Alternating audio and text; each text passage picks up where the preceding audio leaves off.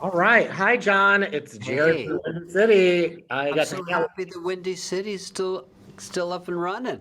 It's still going. And it was great to hang out with you after your show in Chicago. I tell you, you were so much fun. And your That aunt was. was remember. Oh yeah, my aunt who's a nun was a nun lived in Yeah. Chicago. I went to Northwestern, but that was crazy night. Remember, it was the Jesse Smollett night. Yes.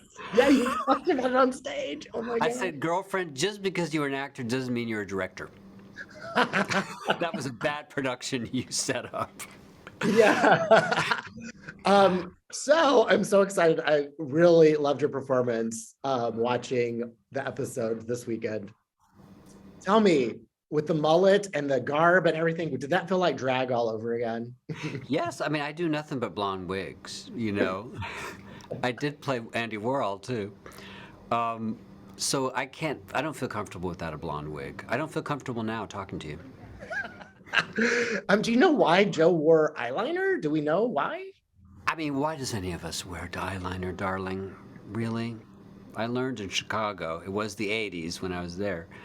Um, Come on, he tattooed it on actually. Oh, In my show, I use it all the time, but it's like we all have our special things. I think he had a little lift going on here, right?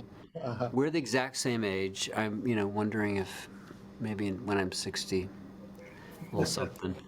I'll no. wait till the technology improves. So Nicolas Cage wanted this role. I heard something like that. Was it hard to get this role? Was it, did you have to jump through a lot of hoops? I had to put a hit out on Nick. Um, it was unsuccessful, but I wasn't prosecuted. There's no trail. No, but wasn't he great in Pig? I love that movie. That was my Yes. favorite movie last year. Um, I don't know. I got it at the last minute, which made me think that there was maybe someone they lost, which is sort of funny. They won't tell me because they're being polite, but I did get the role within days of my audition. They had to cast it really fast. So it was kind of like usually you have many rounds for a role like this of auditions, but I guess I kicked ass. Actually, I'm wearing the jeans that I wore for the audition, which have a zipper down the back. So in my audition, my self tape, I flashed the bronze eye and somehow still got the role. Flashed the peacock. Oh my God. Tell me about working with, speaking of animals, GCI. So there's Kate a lot of GCI. McKinnon? Was there any live animals? And CGI. No, it was. yes. There were no live animals except well, there were stand-in animals. For the big tigers, there were Great Danes. Ooh. For the tiger cubs, there were hypoallergenic cats and a dog or two.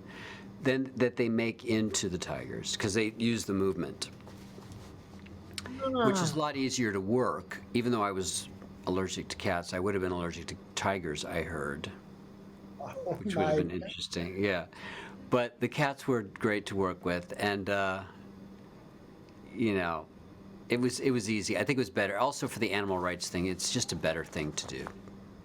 So, was there one thing that had really surprised you about when you're researching Joe, or anything that really stuck out? The only thing that surprised me was what a good kisser Kate McKinnon was because we had an improv made up.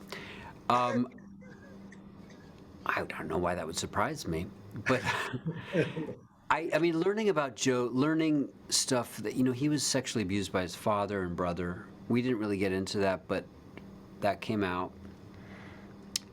I was actually asked to do the voice of his memoir, but he had just posted something. He saw a picture of me as Joe and said, "Camera Mitchell's gonna make me look like a flaming fag."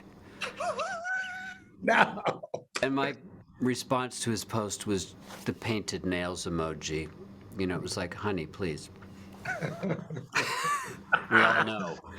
Um, and that was, and then after that, I was asked to do the voice for his audiobook for his memoir. And I'm like, "Did you ask him about it?" And they checked back with him and then they rescinded the offer. And a friend of mine, George Newbern, actually did it.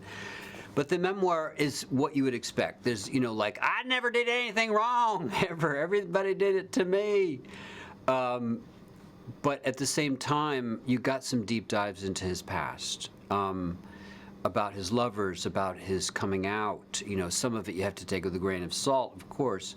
But, the center of the portrayal for me was that relationship with his husband, Brian Ryan, who died of AIDS around 2000. And that scarred him, and I think from that point on, he became the tough, angry, no one's going to hurt me again guy.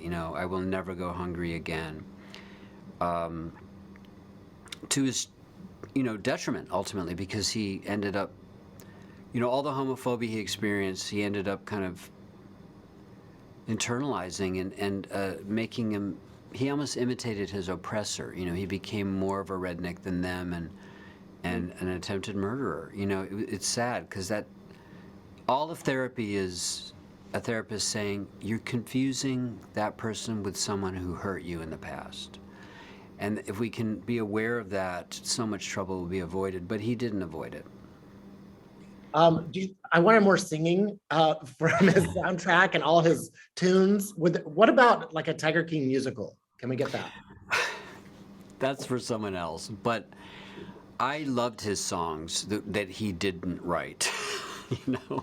He said he did, but it was two people in Washington State who made those songs that were great. I ended up writing a song with a friend, Brett Every, for Joe that I sang, called Call Me Joe, which you can check out online. It's to his husband, Travis, who his late husband. And Nat Wolff, who plays Travis really well, sings really well, and he sang his part on it. So I do love Joe, and am very disappointed with his failures, and do not condone any of his crimes. You can, it's almost like your annoying racist uncle who's really sweet to you. You're like, oh God, but then you love him, and he's a product. Yeah, he's a product of his place and time, and not many people are able to transcend that. What are you working on next? Real quick. I did a smaller part in Netflix Sandman series that's coming out in April. I play Hal, who does drag, and he performs songs from Gypsy, which was a good time, and now I want to play the part of Gypsy someday. Patti LuPone gave her thumbs up to my performance. I'm working on a podcast series. I've made a podcast musical before with Patti, Glenn Close, and Cynthia Erivo, called Anthem Homunculus, but this will be kind of a fictional, zany satire on the subject of cancellation. Oh, okay, got it. That I'm writing with a good friend, Michael Cavadillas. I'm pitching a TV show that I'm writing with Linda Perry, of Four Non-Blondes. And I'm probably going to go to Portugal and write that. I've made friends with the guys who created Veneno, the Spanish series about the trans celebrity. Yeah. It's brilliant. It's absolutely brilliant. You have to see it on HBO. So I'm going to hang out with them in Spain next month. And I'm working on my new house in New Orleans, the house that Joe built. I feel a little guilty because he's in jail, but... Oh my gosh. Well, it's been so great talking to you again, John. Having me up. But come back to Chicago and visit us. We love you. I sure will. You take care. All right, take care. Bye.